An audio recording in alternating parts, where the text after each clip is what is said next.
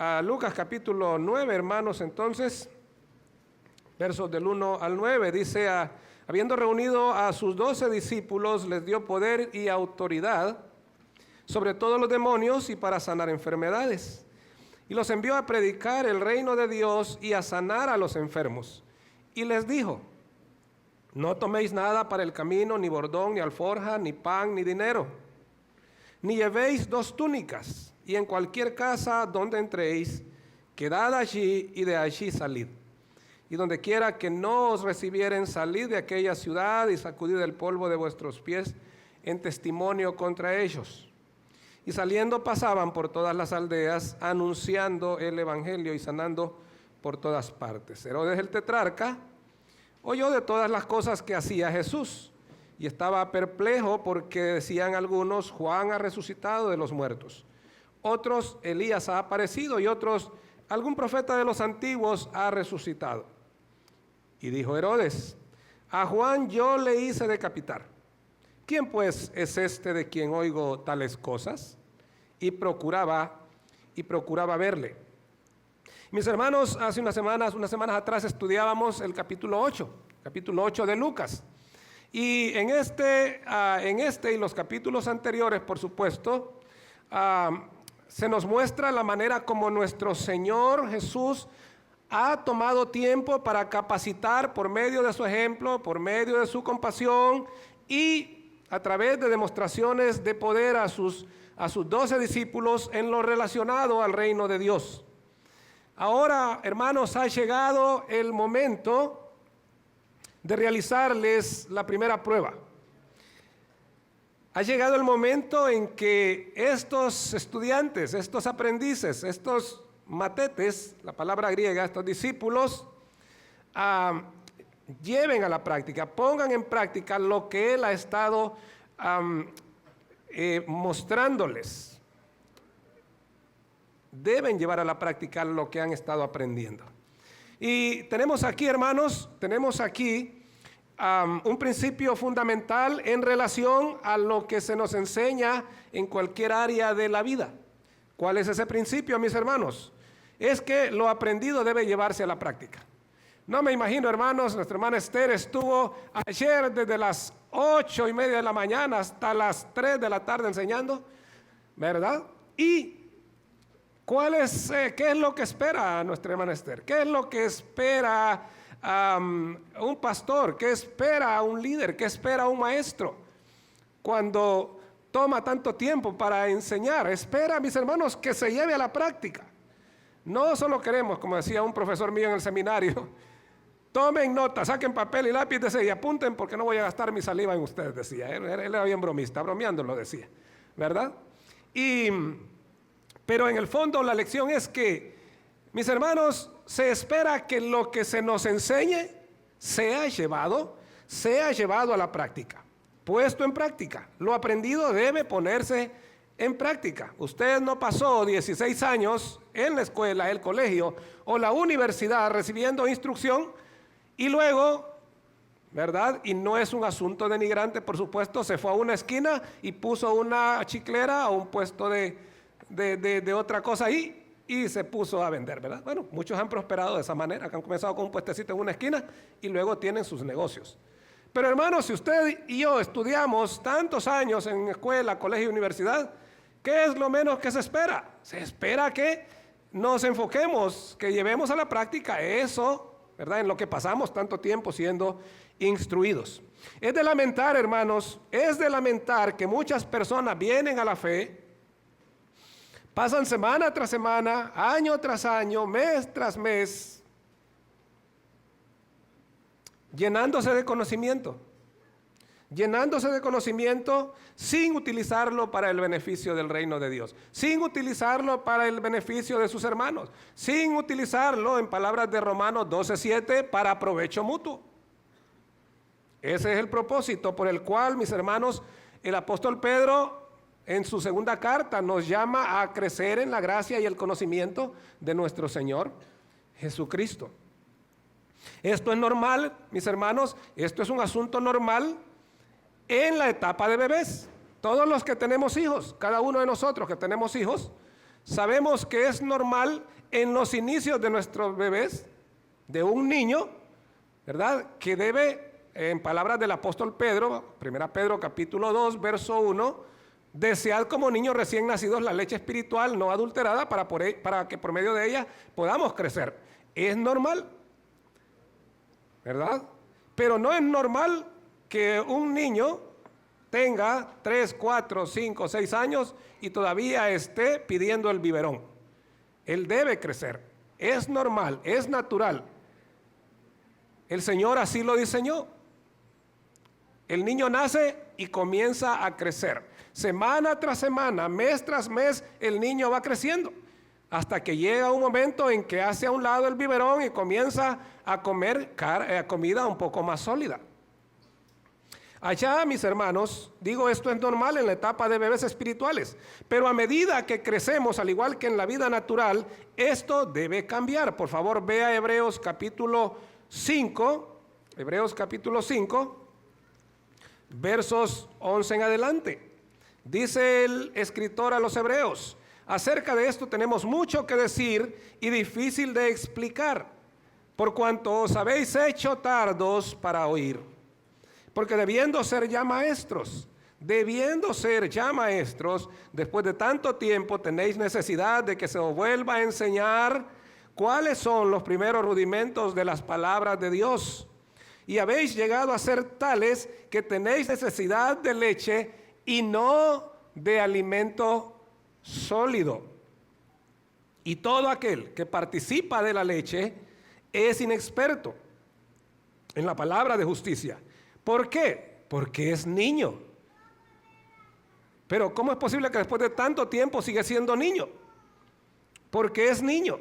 Pero el alimento sólido, dice el escritor de los Hebreos, es para los que han alcanzado madurez, para los que por el uso tienen los sentidos ejercitados en el discernimiento del bien y del mal. Es decir, hermanos, se espera que a medida progresamos en la vida natural, vayamos logrando mayores cosas.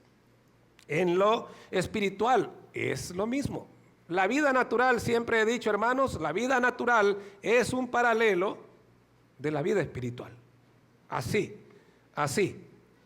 Entonces, mis hermanos, el Señor espera acá que todo lo que Él les ha enseñado, sus discípulos lo lleven a la práctica. Entonces, por eso hablamos esta mañana sobre los recursos e instrucciones para la misión. Hay una misión que el Señor tiene para sus discípulos en ese contexto histórico, y hay una misión que el Señor tiene para nosotros y para los creyentes de todas las generaciones después que Él estableció a la iglesia. Es imperativo, hermanos, entonces, que regresemos, que volvamos al ejemplo del Señor. Y en esta mañana lo primero que quiero que veamos es el recurso del Señor para la misión. Él ha estado instruyéndoles, les ha mostrado de qué se trata la misión, y ahora entonces les está enviando a la misión. Lucas capítulo 9, verso 1. Habiendo reunido a sus 12 discípulos, les dio poder y autoridad sobre todos los demonios y para sanar enfermedades. Ahí están los recursos. Lo primero que el Señor hace, mis hermanos, les ha modelado, les ha dado el ejemplo de cómo se hace el ministerio, de cómo se cumple la misión, de cómo se lleva a cabo la misión, y ahora los está enviando, pero no los está enviando sin recursos. Lo primero que el Señor hace es, ya les dio ya implantó en ellos el recurso de su ejemplo. Ellos han estado ya por mucho tiempo viendo cómo se hace la misión, cómo se cumple la misión. Ahora el Señor los envía, pero les da dos recursos que ellos necesitan, sin los cuales ellos no pueden hacer la obra. Les da poder y autoridad. Y ahí en Hechos capítulo 1, verso 8, encontramos que el Señor le dice a sus discípulos, ellos estaban deseosos de salir al campo a cumplir la misión. Sin embargo, no había sido enviado el Espíritu Santo sobre sus vidas, así que el Señor les dice que no se vayan de Jerusalén, que no se muevan de Jerusalén, ahí en el verso 4. Pero en el verso 8 les dice, pero recibiréis poder cuando haya venido sobre vosotros el Espíritu Santo, y me seréis testigos en Jerusalén, en toda Judea, Samaria y hasta lo último de la tierra. Ahora sí, no antes de recibir el Espíritu Santo, solo después de recibir el Espíritu Santo, ahora sí dice el Señor, me pueden ser testigos. Ahora sí, salgan y para que sean testigos. En el capítulo 5, verso 12, hablando de este poder que el Señor otorgó a sus 12 apóstoles, dice lo siguiente: y por la mano de los apóstoles se hacían muchas señales y prodigios en el pueblo, y estaban todos unánimes en el pórtico de Salomón. Mis hermanos, el Señor les da el poder. Poder es, la palabra es dinamis o dunamis. En español tenemos una palabra que se deriva de esa palabra, es interesante, es la palabra dinamita. Es la palabra dinamita. Poder, este término dinamis, significa poder, fuerza, capacidad y habilidad para realizar una acción, para cumplir una tarea. El Señor está dándoles entonces el poder, la fuerza, la capacidad y la habilidad. Eso es la dinamis. Decía, hermanos, que una palabra derivada de esta palabra griega es la palabra castellana dinamita. Dinamita. Y este es un recurso usado, usted ya debe saber un poco de ello.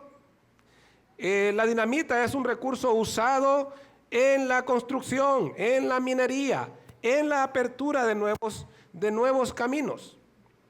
Su poder, mis hermanos, pulveriza y transforma todo lo que toca. Por eso solo personas expertas pueden manipular este recurso. Cuando usted viaja de un lado a otro en el país, no sé si usted se asombra, pero por ejemplo cuando viajamos de aquí a Tegucigalpa, usted puede ver que nuestra CA5 serpentea entre montañas. Va serpenteando entre montañas. ¡Qué visiones! No, ¿se ha preguntado usted en algún momento? ¿Verdad? Quizás sí, y usted ya sabe cuál es la deducción o la conclusión, ¿verdad? Te dice, ¿cómo hicieron para abrir esta carretera en esta montaña? Porque literalmente pasa entre la montaña. Y hermanos, ¿qué hicieron?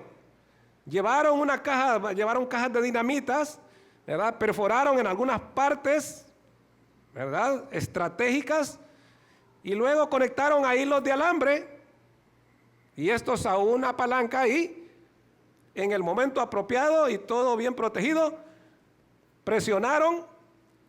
¿Y qué ocurre? Ese cerro se explotó en pedazos. Y luego, ¿verdad?, solo hay que continuar con los patroles, ¿verdad?, los tractores y los patroles y todo eso, y así se hicieron esas carreteras. Es un poder enorme el que tiene la dinamita. De esa manera, por eso se usa en ello.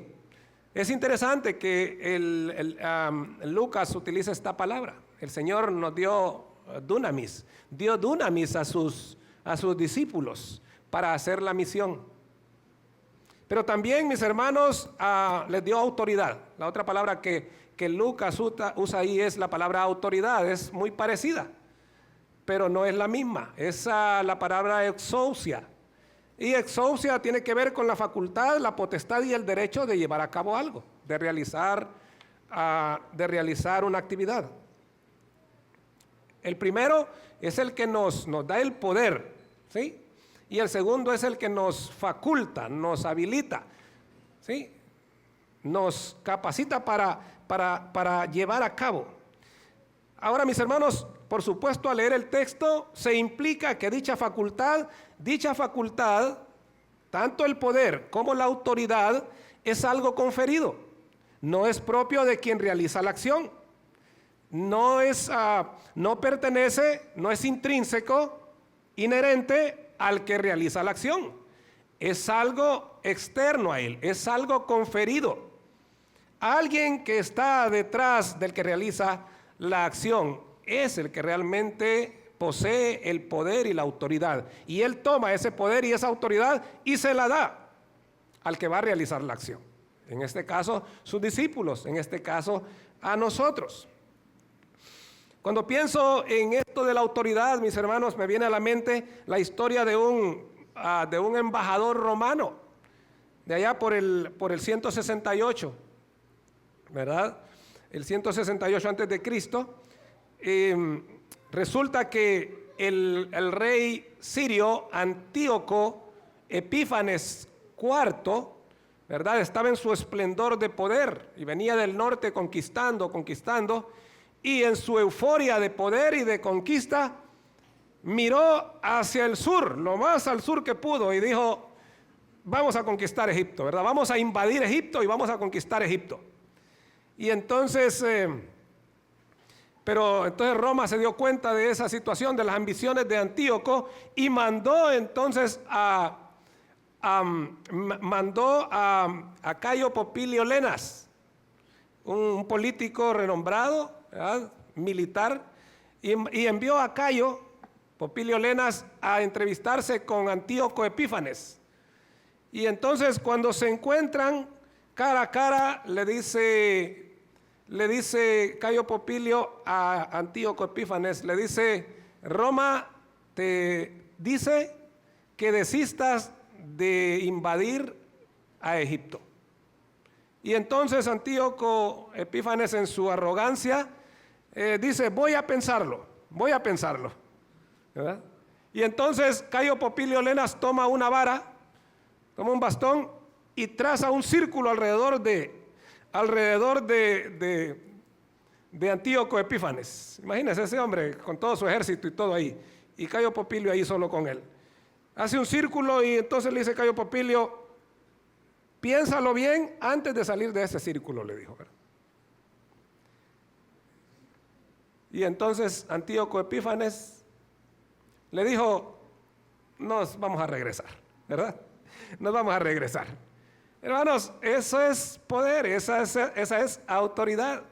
Era solo un hombre que estaba allí frente a Antíoco Epífanes y su ejército, pero tenía el poder y la autoridad del imperio romano tras de él.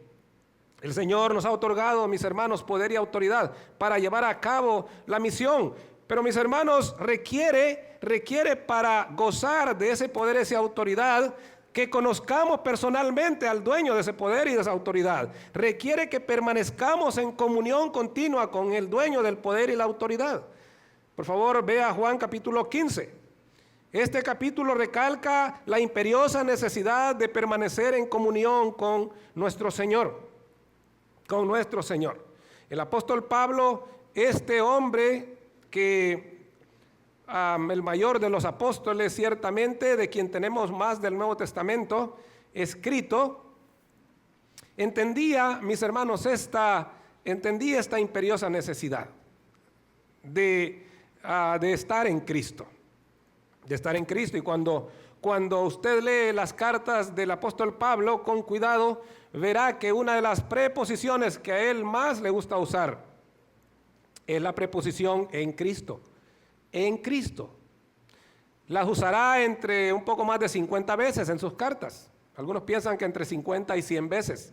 En Cristo. A los Filipenses, en el capítulo 4, verso 13, les dice: hermanos, todo lo puedo en Cristo que me fortalece. A los romanos, allá a Romanos 8, 37, después de hablarles de todas las cosas, de todos los padecimientos de un siervo de Dios, el apóstol Pablo en el verso 37 les dice: antes en todas estas cosas somos más que vencedores por medio de aquel que nos amó. ¿Quién es aquel que nos amó, hermanos? Es Cristo Jesús. Somos más que vencedores, ¿cuándo? Cuando estamos fuera de Cristo, cuando estamos en Cristo. Es en Cristo que somos más que vencedores, escribiendo a los Corintios. Ahí en 2 Corintios 2:14. 2 Corintios 2:14, el apóstol Pablo dice: más gracias a Dios, el cual nos lleva siempre en triunfo en Cristo Jesús. En Cristo Jesús.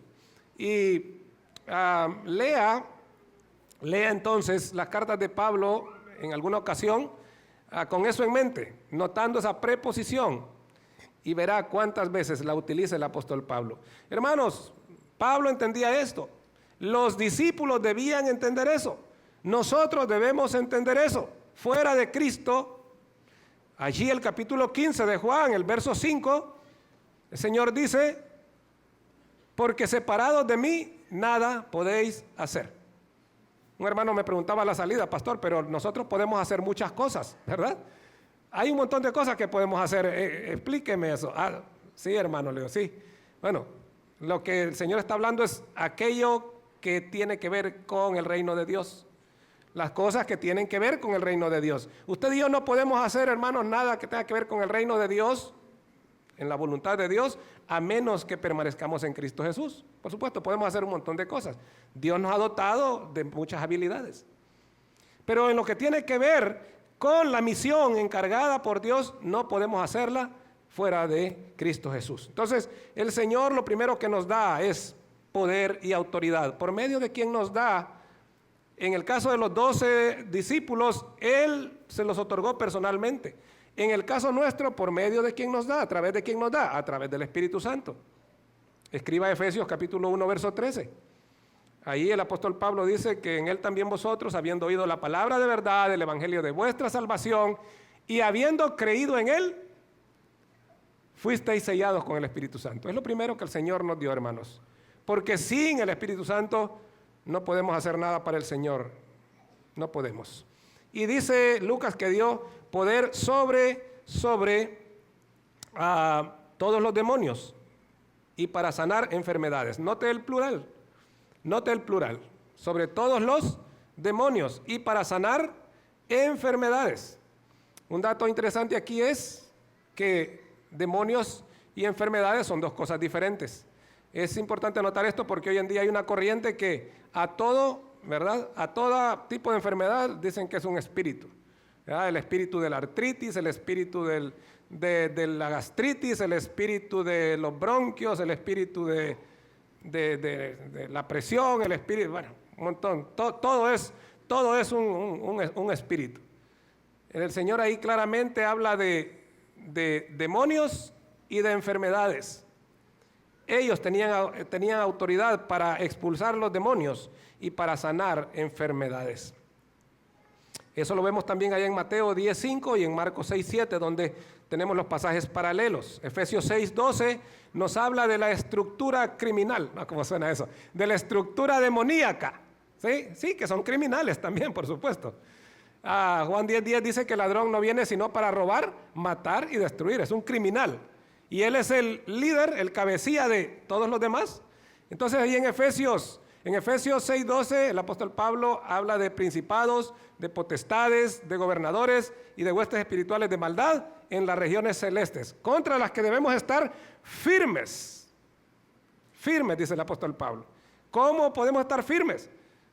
No en nuestras fuerzas, sino en el poder del Señor, con la armadura que el Señor ha provisto. Entonces, hermanos, el Señor dio el poder y la autoridad sobre todos los demonios. Y bueno, cuando vemos más adelante, ¿verdad? Vemos que ellos fueron y efectivamente expulsaban demonios y sanaban a los enfermos. Allá en Mateo se nos dice que cuando regresaron venían con una gran algarabía. Venían emocionados diciendo, Señor, aún los demonios se nos sujetan en tu nombre. ¿Verdad? Y pues eso era lo que el Señor había dicho. Y su palabra es ley. Es lo que les dijo que iban a hacer y es lo que hicieron. Lucas capítulo 4, verso 40 y Mateo 4, 24 nos dicen cómo el Señor sanaba todo tipo de enfermedad en todos aquellos que venían a Él. Que traían a todos los enfermos, dicen en esos textos, y el Señor los sanaba. ¿Sí? Los 12 habían visto a su Señor hacer esto, modelarles esto, y ahora recibían la orden de ir y hacer lo mismo. Ahí en el verso 6 de Lucas 9 se nos dice cómo la palabra del Señor se cumplió literalmente. Dice el verso 6, y saliendo pasaban por todas las aldeas, anunciando el evangelio y sanando por todas partes. Entonces, el recurso para la misión, hermanos. El recurso para la misión. Lo segundo es el envío y descripción de la misión. El envío y descripción de la misión. Verso 2. Y los envió a predicar el reino de Dios y a sanar a los enfermos. La palabra es apóstolos ahí. Apóstoles, de la que nosotros tenemos en castellano, apóstoles, es una persona enviada. Es enviar a alguien hacia un objetivo o un propósito determinado. Y claro, esto es lo que vas a hacer. A esto te vas a dedicar, ¿verdad? Dos cosas debían realizar los apóstoles. Dos cosas debían realizar los apóstoles. En dos cosas debían enfocarse. En dos cosas debían ocuparse. La efectividad está en el enfoque, mis hermanos. ¿Usted sabe lo que es el láser? El láser es nada más que la luz enfocada. ¿Sí? Si usted toma esto y lo pone allá afuera, está haciendo un calor terrible allá afuera, pero si usted pone una hoja de papel allá afuera, quizás se ponga un poco amarilla y eso, ¿verdad? Pero nada, no va a pasar nada más de ahí. Pero si usted toma una hoja de papel o un cartón o un pedazo de metal y le enfoca una lente, toma una lupa y lo enfoca con la luz del sol y lo enfoca sobre esa hoja, en unos segundos estará ardiendo, estará quemando, estará agarrando fuego. Ese es el poder del enfoque. La constancia frente al propósito, me enseñaba hace muchos años alguien, es la clave para el éxito. David, el salmista, ahí en el Salmo 37, me parece que es, en el verso 4, decía: a una cosa he demandado a Jehová y esta buscaré. Una cosa he demandado a Jehová y esta buscaré. ¿Cuál es? Que esté yo en la casa de Jehová todos los días de mi vida, para contemplar su hermosura, dice David, e inquirir en su templo. Solo eso quería David. Una cosa he demandado al Señor. Quiero estar en tu templo, Señor. Quiero contemplar tu hermosura y quiero inquirir en conocerte. Quiero conocerte más. El apóstol Pablo, allá en Filipenses capítulo 3, verso 12, hablando del progreso, del avance, de avanzar, de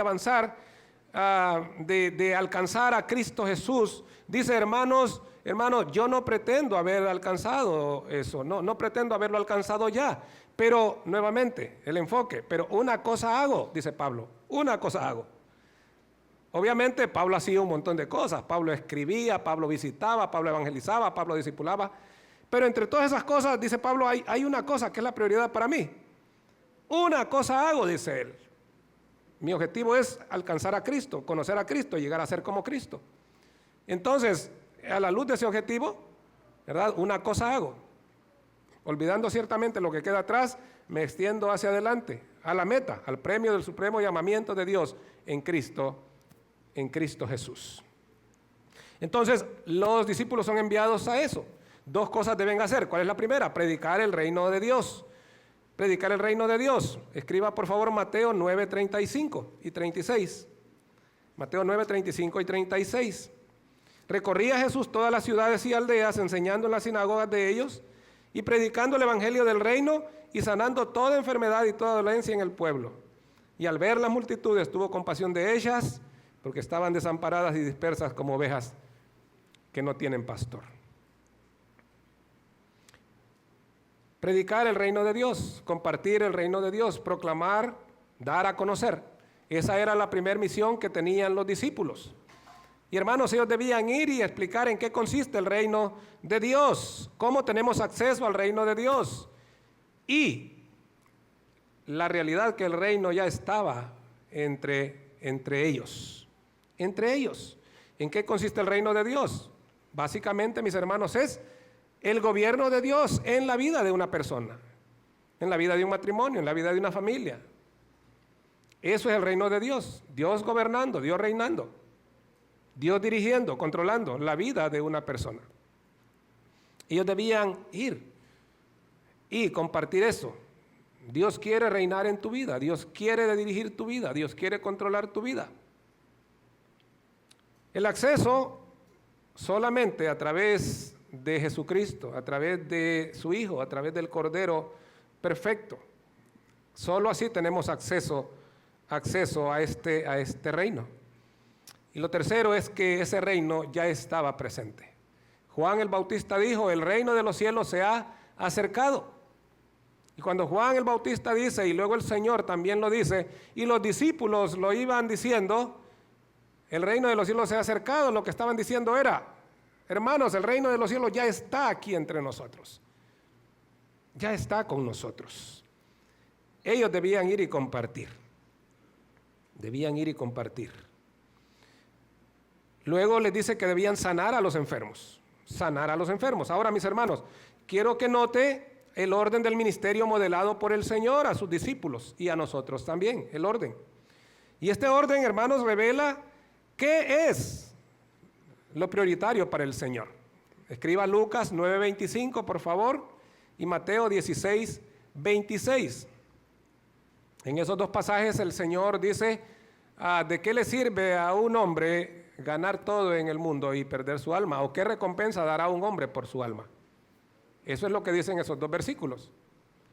Lucas 9:25 y Mateo 16:26. Entonces lo prioritario en la misión es proclamar el reino de Dios. Pero lo segundo, mis hermanos, es sanar a los enfermos.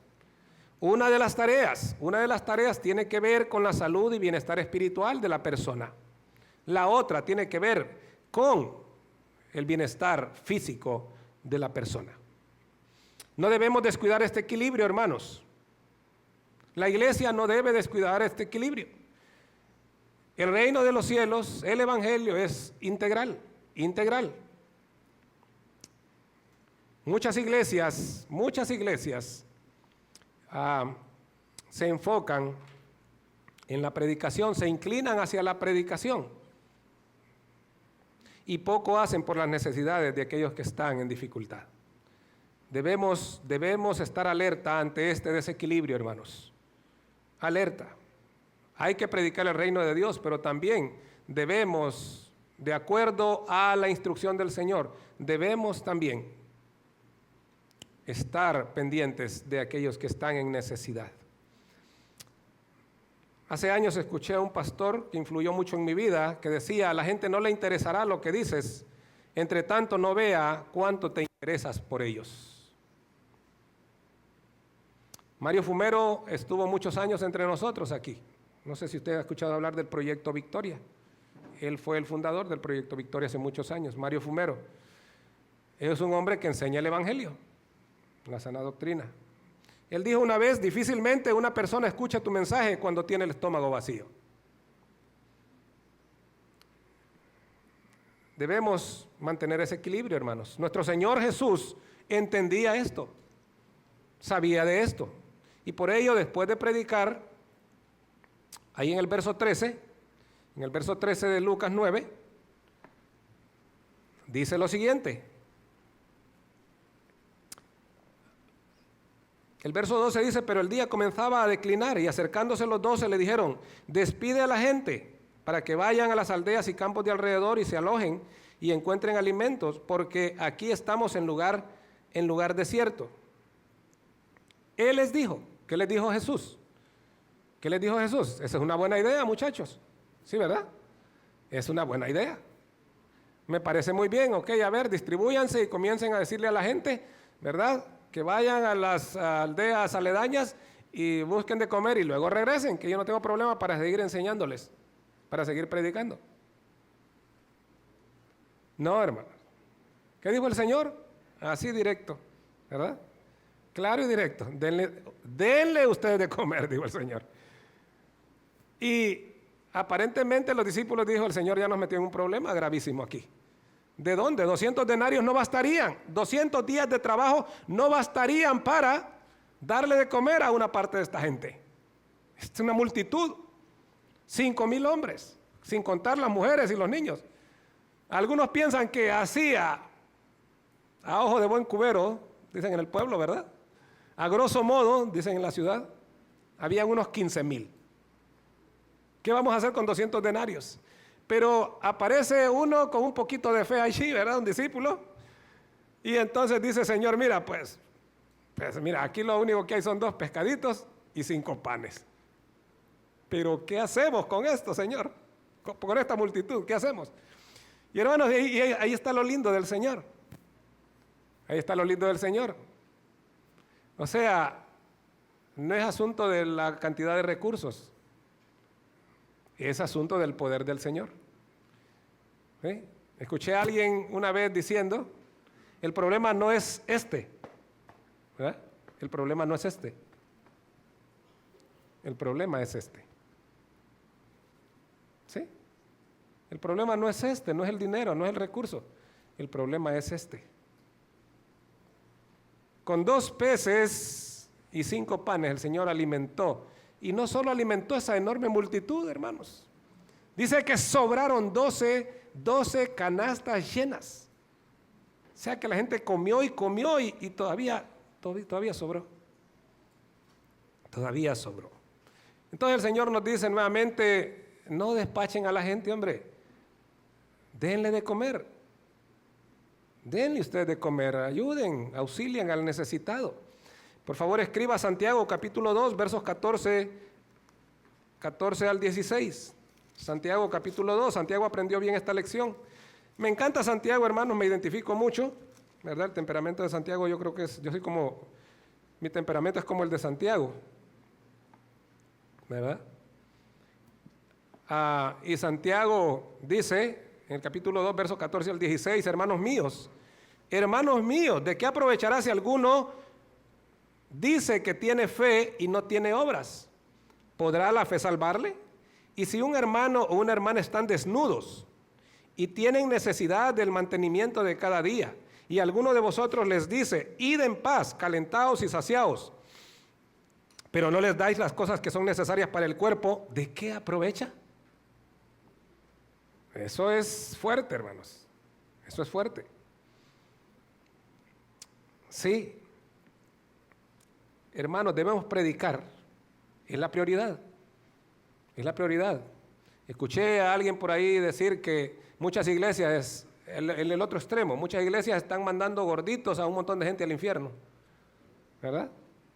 Sí, porque se enfocan solo en suplir necesidades, solo en hay que ayudar, hay que dar de comer, hay que alimentar, hay que proveer, pero no les predican el evangelio, ¿verdad? Entonces dijo alguien, los están mandando bien gorditos para el infierno.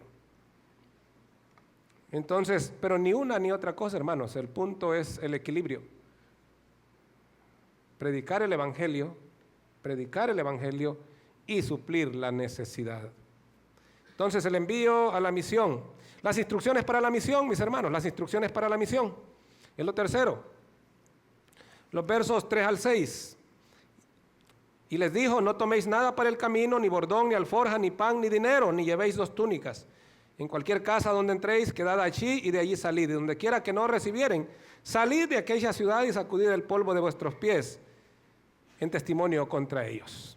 Y hermanos, las instrucciones para la misión. Imagínese usted que lo mandan a usted a cumplir una misión, pero le dicen, pero no lleves nada. ¿Qué haría usted? ¿Verdad? El Señor les dice que no lleven bordón, no lleven alforja, no lleven pan, no lleven plata y no lleven 2 túnicas. Es decir, el Señor les dice que lleven solo lo necesario, solo lo necesario. Y es interesante, hermanos, que cada uno de estos artículos representa algún tipo de seguridad para nosotros. Algún tipo de seguridad. El bordón, por ejemplo. El bordón era una vara larga que usaban los peregrinos, que usaban las personas que viajaban de un lugar a otro. ¿Por qué andaban con esa vara? Bueno, porque habían zonas escarpadas, había que ir con cuidado para no resbalarse y servía de apoyo. Daba cierta seguridad esa vara. Pero otra razón era porque en esos caminos también había depredadores. Si usted iba con las puras manos, ese animal depredador lo agarraba y podía matarlo ahí. Pero si usted andaba con esa vara, al ver que el depredador viene, usted se defendía. Era un artículo que ayudaba a defenderse. La alforja, hermanos, era una especie de mochila. La alforja era una especie de mochila en la que los viajeros ponían, ¿verdad? Calculaban, bueno, tantos viajes de Jerusalén a Judea, ¿verdad? Son ¿cuántos días de viaje son? Son tantos días de viaje. Ok, entonces vamos a poner, ¿verdad? Tantos panes en la mochila, ¿verdad? Son tantos días, tantos panes vamos a consumir en ese viaje. Y el viajero iba preparado con su alimento para ese viaje. Iba tranquilo, ¿verdad? El Señor dice, no lleven alforja, no lleven bordón, tampoco lleven pan, dice el Señor. Imagínense, ¿qué vamos a comer entonces? El pan es lo imprescindible, lo insustituible. Es el sostén de la vida, dijo alguien. El pan, el Señor dice, no lleven pan, no lleven bordón, no lleven alforja, no lleven pan, no lleven plata, dijo el Señor. La plata, hoy para nosotros hoy es dinero. Hoy es dinero. Y con el dinero, hermanos, ¿a cuánto nos gusta el dinero? ¿A cuánto nos gusta el dinero? ¿Sí? A veces pregunto, ¿a cuánto nos gusta? ¿Sí? Entonces yo les digo, no, si no le gusta el dinero, entonces ya le voy a dar mi número de cuenta para que me lo deposite. A mí sí me gusta el dinero, ¿verdad? Sí, hermanos. ¿Por qué nos gusta el dinero? Porque con él podemos obtener casi todo lo que queremos. Me gusta esos zapatos de último modelo. De último modelo se dice. ¿Sí? Esos zapatos que acaban de salir. Yo no sé nada de eso, hermano. Yo compro los que son del 2000 para atrás, ¿verdad? ¿Sí? Entonces, pero me gusta ese par de zapatos. Son lo último de la moda. Ese es el término, lo último de la moda. Y entonces, ¿y cuánto vale? Bueno, vale 2.500. Me gustan, ¿verdad? Ese pantalón, ¿verdad? ¿Qué marca es ese pantalón? Es Levi's. Es caro. ¿Verdad? ¿Cuánto vale? Como 2.000. Me lo llevo. ¿Y esa camisa? Polo. ¿Verdad? ¿Cuánto cuesta? Anda, 1,000 y pico. Hermanos, nos gusta el dinero por eso. Quiero comerme ese plato de camarones que vale como 1,000 pesos. ¿Cuál es el problema? Me lo voy a comer, ¿verdad? Tengo el dinero. Ahora, hermanos, el Señor le dice a sus discípulos, no lleven bordón, no lleven alforja, no lleven pan, no lleven plata, y es más, no lleven más que la túnica que andan puesta, dijo el Señor, la bata que andan puesta. No lleven dos, váyanse así. Óigame, hermano, óigame. Y los discípulos, pero esta misión va a ser de varios días, dicen los discípulos, varios días. ¿Y cómo le vamos a hacer aquí? Mis hermanos, es que la lección que el Señor quiere que aprendan sus discípulos y que nosotros aprendamos también, aunque nosotros gozamos, hermanos, de tantos recursos, gracias al Señor, pero la lección que el Señor desea que aprendamos es que debemos confiar y depender total y completamente en Él. Cuando hayan recursos está bien hacer la misión, pero cuando no hay recursos no debe haber una excusa para no hacer la misión. No debe haber una excusa. El proveedor, lo que el Señor quiere que ellos aprendan es que el proveedor de los recursos es Él. Haya o no haya, debemos confiar en Él. Él nos va a sostener, Él nos va a sustentar. Joven fui y he envejecido, dijo David en los Salmos. Joven fui y he envejecido y no he visto justo desamparado ni su descendencia que mendigue pan. Hermanos, el Señor va a proveer, Él quiere que ellos aprendan esa lección. Alguien dijo, si el predicador mismo no confía en Dios, ¿cómo puede decirle a otros que confíen en Él? Si el predicador mismo no confía en la provisión, en el cuidado de Dios, ¿cómo le puede decir a otros que confíen en Él? Les dice que deben hospedarse en un solo lugar. No hacerlo así podría dar la impresión que menospreciaban la hospitalidad de la familia, que quizás sería una familia humilde, ¿verdad? De no muchos recursos que los hospedaría. Entonces, el hecho de no quedarse ahí en la casa, de al día siguiente decir, mire, fíjate que tenemos que movernos para otro lado, poner cualquier excusa, el Señor dice, no, en la casa donde lo reciban, ahí quédense. y cuando terminen la misión en ese pueblo, de esa misma casa tienen que salir. ¿Por qué? Porque de no hacerlo así pueden dar la impresión que menosprecian la hospitalidad de esa familia. Van a herir la sensibilidad de esa familia, el corazón de esa familia, que con toda buena voluntad le recibió. También darán la impresión que andan buscando comodidad, que andan buscando mayor comodidad. William Hendrickson dice: la divulgación del evangelio tiene prioridad por sobre los gustos y disgustos. La divulgación del evangelio tiene prioridad sobre los gustos y disgustos. Es decir, sea que usted esté cómodo en un lugar o sea que no, ahí quédese, dijo el Señor. Ahí entró y de ahí debe salir. La tercera recomendación del Señor, instrucción del Señor, es salir de donde no le reciban. Salir de donde no le reciban. Y hermanos, lo que el Señor quiere enfatizar aquí es que la misión es de carácter urgente. Debemos evitar cualquier demora, cualquier atraso. En Mateo capítulo 10, el pasaje paralelo a este, versos 5 y 6, el Señor les dice: por camino de gentiles no vayáis y en aldea de samaritanos no entréis. No saluden a nadie en el camino, dice el Señor. Pero ¿y entonces cómo vamos a hablar? No, hermanos, lo que el Señor está diciendo es, ¿verdad?, que no deben atrasarse, no deben perder el tiempo. Y hermanos, van a haber lugares, dice el Señor, donde no los van a recibir. ¿Qué van a hacer ustedes? ¿Van a ser insistentes? No, yo no me voy de aquí hasta que me abran la puerta, hasta que... No, dice el Señor, si no te reciben, vete de ahí. Vete de ahí. Sacude, dice él, el polvo de tus sandalias y vete a otro lugar. Sacudirse el polvo de los pies, hermanos, era una declaración pública del disgusto de Dios, del disgusto divino que recae sobre un lugar que se ha negado a escuchar el evangelio. Bueno, dijeron los apóstoles, ¿no quieren escucharnos? ¿No? Ok, nos vamos. Dios va a tratar con ustedes. Lo otro que debemos recordar aquí, mis hermanos, es el hecho que quien hace la obra de regeneración y de convencer es el Espíritu Santo. Nuestra misión es compartir el evangelio, predicar el reino de Dios.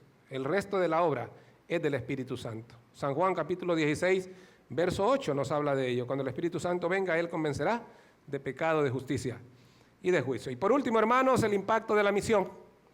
El impacto de la misión, ahí los versos 7 al 9. Dice que Herodes escuchó de todas las cosas que hacía Jesús. Y hermanos, el impacto, la misión y las obras del Señor llegaron hasta el palacio de Herodes. Filipenses 4:22, en Filipenses 4:22 encontramos a Pablo enviando saludos de parte de los hermanos de la casa de César. Es decir, el evangelio, hermanos, había llegado hasta la casa del mero emperador. No solo de Herodes, sino a la casa del mero emperador de Roma, el hombre más poderoso. Desde ahí Pablo está enviando saludos a los filipenses. Los hermanos de la casa de César, dice, que están en la casa de César, os saludan. Y hermanos, es que cuando cumplimos la misión de acuerdo a las instrucciones del Señor,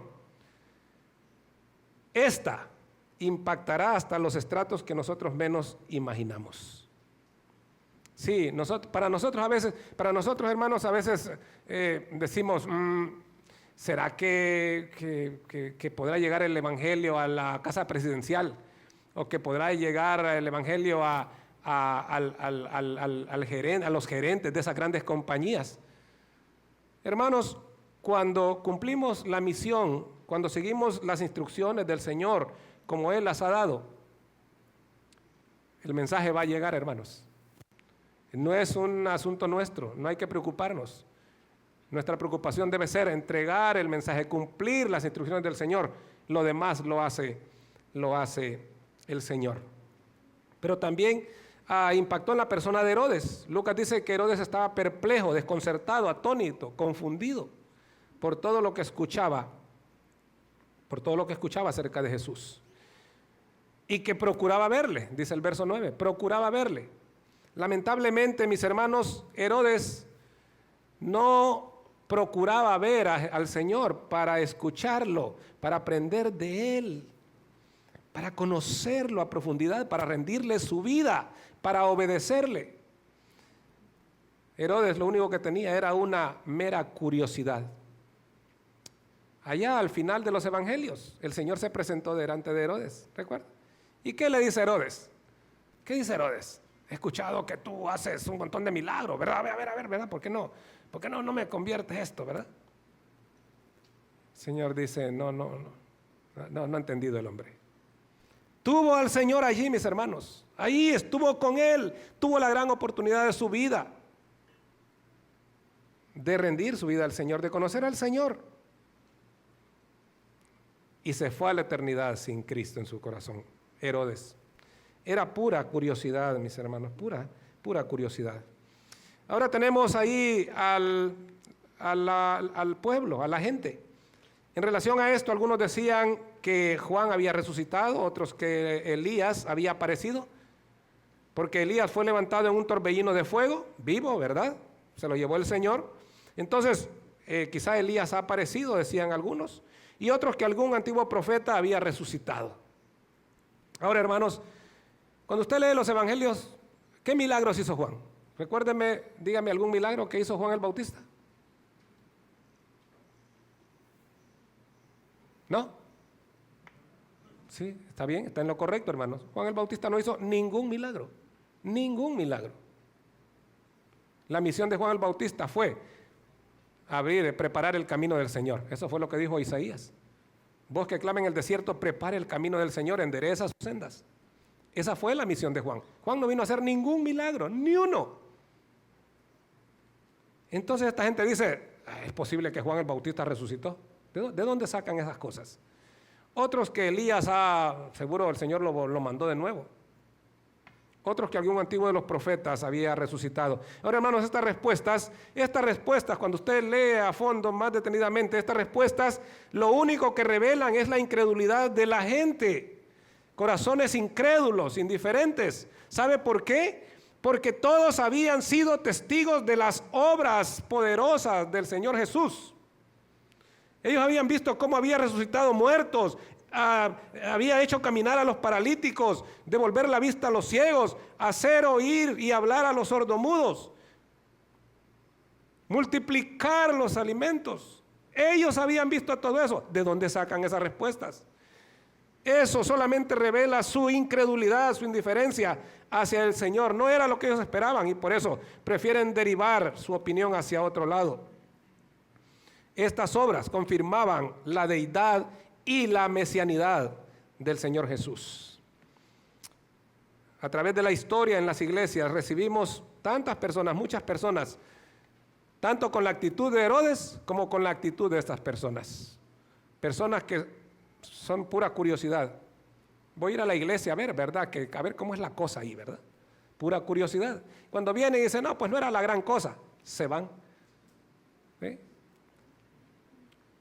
Otros vienen, ¿verdad? Y dicen, voy a ver, ¿verdad? Voy a ver cómo es el asunto ahí. Vienen con corazones predispuestos en incredulidad e indiferentes al Señor. Ay, hermano, qué cerquita estuvieron del reino de Dios, de la gracia de Dios. Sin embargo, se fueron sin ella. El Señor no permita que haya entre nosotros alguien así. La obra de Dios, dijo el recordado misionero Hudson Taylor, dijo, la obra de Dios, hecha a la manera de Dios, jamás carecerá del respaldo de Dios.